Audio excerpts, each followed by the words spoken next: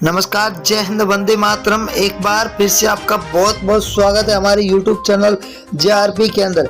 आपको बता दें कि लोकसभा चुनाव का बिगुल बज चुका है। लोकसभा चुनाव अब कम ही समय बचा है। 2024 के अंदर लोकसभा चुनाव है। इससे पहले आपको यह भी बता दें कि अब की बार विपक्ष और बीजेपी के बीच में कड़ी टक्कर देखने को मिल सकती है। सूत्रों से हवालों से ये खबर आ रही है कि विपक्ष अब की बार एक होता हुआ दिखाई दे रहा है। तो क्या विपक्ष और बीजेपी के बीच में कड़ी टक्कर देखने को मिल सकेगी? यहाँ पर दावेदारी पेश करने के लिए अब कम ही समय बचा है।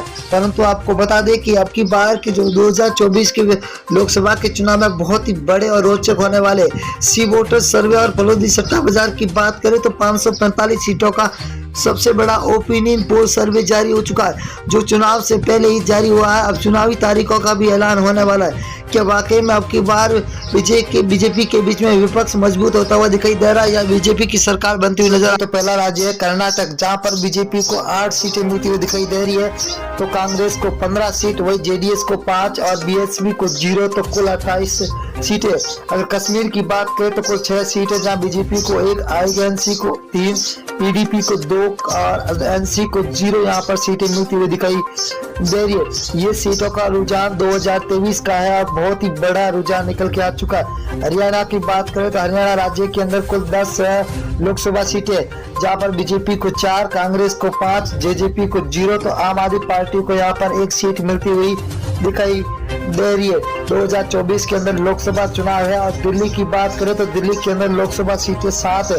7 में से बीजेपी को 2 सीटें मिल रही है, तो वही कांग्रेस को 4, आम आदमी पार्टी को 1 सीट मिल रही है, तो बीएसपी को यहाँ पर 0 सीट मिलती हुई दिखाई दे रही है। तो अदर के खाते में 0 जा रही है। अगर हम पंजाब राज्य की बात करें तो 13 लोकसभा सीट है, जहाँ बीजेपी को 1 सीट मिल रही है, वही कांग्रेस को 2 सीटें मिल रही है, तो आम आदमी पार्टी के खाते में 9 सीटें जा रही है और एसएडी को 0 सीट मिलती हुई दिखाई दे रही है।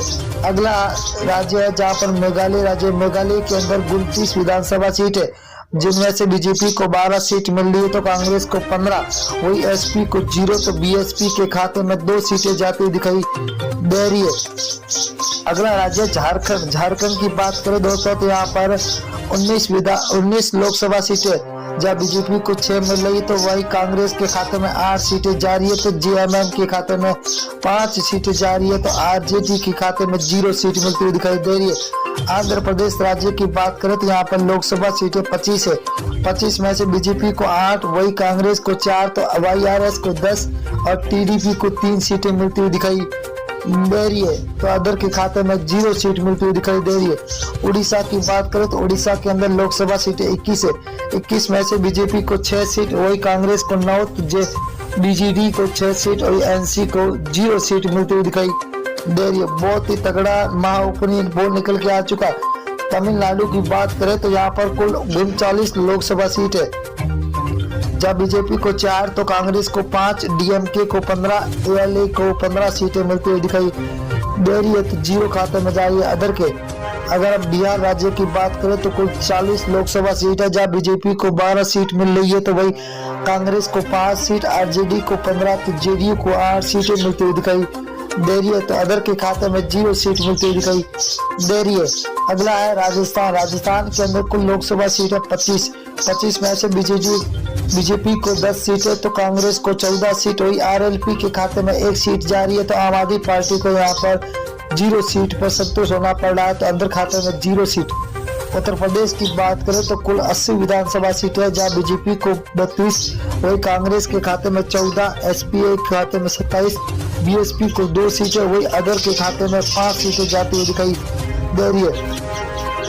अगला राज्य है उत्तराखंड। उत्तराखंड के अंदर 5 लोकसभा सीटें, जिनमें से बीजेपी को 3 सीट, वही आईएनसी को 2, तो बीएसपी को 0, आम आदमी पार्टी के खाते में 0 सीट मिलती हुई दिखाई दे रही है, तो यहाँ पर अदर के खाते में अभी 0 सीट जाती हुई दिखाई दे रही है। पश्चिम बंगाल की बात करें तो कुल लोकसभा सीटें 42 है। 42 में से 17 बीजेपी के खाते में जाते हुए दिखाई दे रही है, तो वही आईएनसी को 0 सीट है, तो टीएमसी को 25 सीट है, सीपीआईएम को 00 सीट मिलती हुई दिखाई दे रही है।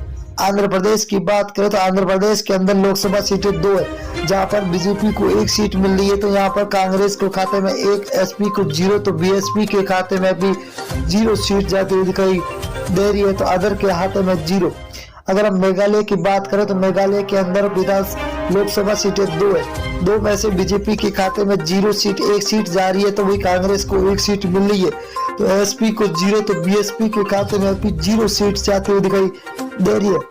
अगला राज्य है जहाँ लक्षद्वीप है, लक्षद्वीप के अंदर लोकसभा सीट 1 है, वही 1 कांग्रेस के खाते में जाते हुए दिखाई दे रही है। तो बीजेपी को यहाँ पर 0, एसपी और बीएसपी के खाते में भी 0 सीट जाती हुई दिखाई दे रही है। अगला राज्य है महाराष्ट्र, महाराष्ट्र के अंदर 48 विधान लोकसभा सीटें है, जहाँ बीजेपी को 15, कांग्रेस के खाते में 14, तो एसएचएस को 10 और एनसीपी को 8 सीटें मिलती दिखाई दे रही है। तो अदर के खाते में 0 सीट जाती हुई दिखाई दे रही है। छत्तीसगढ़ राज्य की बात करें तो यहाँ पर लोकसभा सीटें 11 में से बीजेपी को 6 सीट मिल रही है, तो आईएनसी के खाते में 5 है, आम आदमी पार्टी को 0, बीएसपी को यहाँ पर 0 सीट मिल रही है, तो अदर के खाते में भी 0 सीट जाती हुई दिखाई दे रही है। तेलंगाना की बात करें तो कुल 17 लोकसभा सीटें, जहाँ बीजेपी को 3 सीट, वही कांग्रेस को 5, तो टीआरएस को 7, एआईएम को 2 सीटें मिलती हुई दिखाई दे रही है। बहुत ही बड़ा तगड़ा झटका लगता हुआ दिखाई दे रहा है आपकी बात। अगर केरल की बात करें तो केरल के अंदर 20 विधान लोकसभा सीटें, जहाँ बीजेपी को 1 सीट मिल रही है, तो कांग्रेस को 10 सीटें, वही एलडीएफ को 9 सीटें मिल रही है, तो यूडीएफ को 0 सीट मिलती हुई दिखाई दे रही है, तो अदर के खाते में 0 सीट जाती हुई दिखाई दे रही है। असम राज्य की बात करें तो कुल 14 सीट है, जहाँ बीजेपी को 7, को